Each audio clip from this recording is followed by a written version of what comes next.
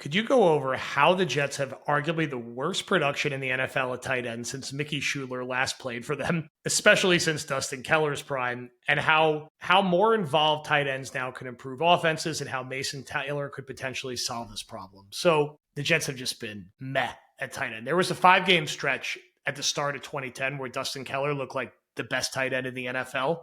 And it was just never the same since then. And then we've sort of been on this weird winding Jeff Cumberland, Kellen Davis, kind of playing Quincy Enunwa as like an H-back between receiver and tight end. Ruckert, Tyler Croft, the names go on. Austin Safari and Jenkins? Austin Safari. Jenkins come back until he had the touchdown call back. He was never really the same after that. It hasn't been pretty, I think is generally, what we're getting to from a productivity standpoint. Conklin was pretty good by Jets history standards, but I don't know. It just never felt like he really fully 100% hit his stride here, and that might not fully be his fault. With Taylor, I just think opportunity-wise, he's just going to be out there a lot and get a lot of chances. We've already heard Glenn raving about his blocking.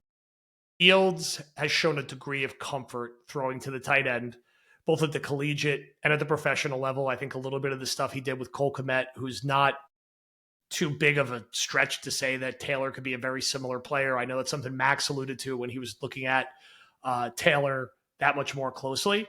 So I just think when you get past Garrett and you get past Brees, it just feels like Mason Taylor will be queued up for 5 to 7 targets every week, and manufactured targets where it's an easy catch on a boot. It's a screen. He's just involved in the game pretty consistently. And I don't think he's going to, catch a 4-yard pass and rip off a 40-yard run. I just feel like he's going to reliably catch everything thrown his way. He's going to be a good enough blocker to be out there all 3 downs and could just kind of stitch together this, and he'll have a better, longer career.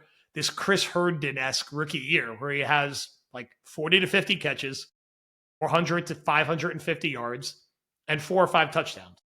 And we're going to leave feeling pretty good. And I think he'll only get better. He's a young player. It's not like he's a 24-year-old rookie. And he's not going to have, I think, some of the other issues that were going on with Herndon at the time.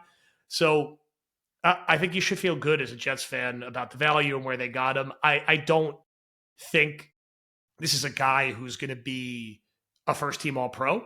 But I think, is this a guy who could be the 8th to 12th best tight end in the league for a while after he gets through some of his early learning curves? I think that can be the case. And I think especially in this iteration of the offense, I would put him 3rd on the team in targets. I don't know who jumps ahead of him in that spot.